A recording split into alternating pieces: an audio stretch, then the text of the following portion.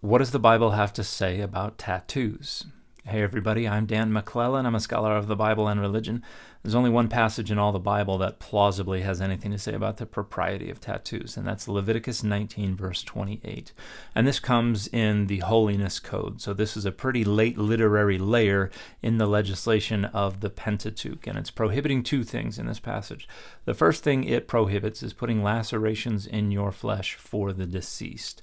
So this is associated with mourning rites and conventions where people would cut themselves in order to properly mourn a deceased acquaintance or loved one. And this is actually mentioned in Jeremiah 16:6, where it talks about how there won't be any mourning for certain people. They won't be buried. There won't be any lacerations cut into anyone's flesh. So this was probably a pretty common occurrence in pre-exilic Israel. And for whatever reason, the authors of the holiness legislation want to prohibit it from here on out. And then the other thing the verse prohibits is inscribing marks in yourselves.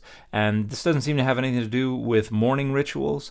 This seems to be more directly related to enslavement, where people would either scar or tattoo their slaves in order to mark them as their property. And this can plausibly go in two different directions regarding how we interpret it.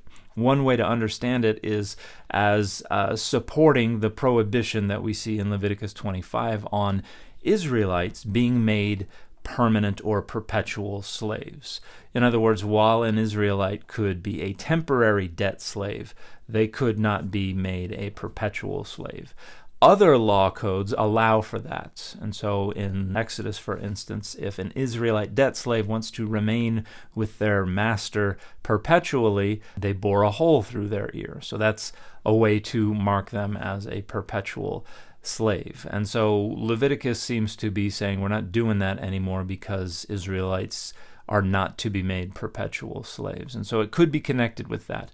The other plausible connection could be with the worship of deities, where people would mark themselves as enslaved to certain deities. And so the idea could be that we don't do that to demonstrate our commitment to Adonai, and we don't want anyone doing it in order to demonstrate commitment to any other deities. Although the ideal of identifying oneself as enslaved to the God of Israel is quite clear in Greco-Roman period Judaism as well as in the New Testament. But whichever way you interpret the prohibition there on inscribing yourselves with markings, it's part of a pretty outdated and no longer relevant social convention, and it seems to be aimed only at Israelites to begin with. So if you're not a part of the house of Israel, there's not a plausible case to make that this passage still has any relevance to you. And most Christians would say this is not a part of the legislation of the Hebrew Bible that Christians are responsible for anyway. So I don't think there would be a very strong case to make that Leviticus 19:28 prohibits anyone today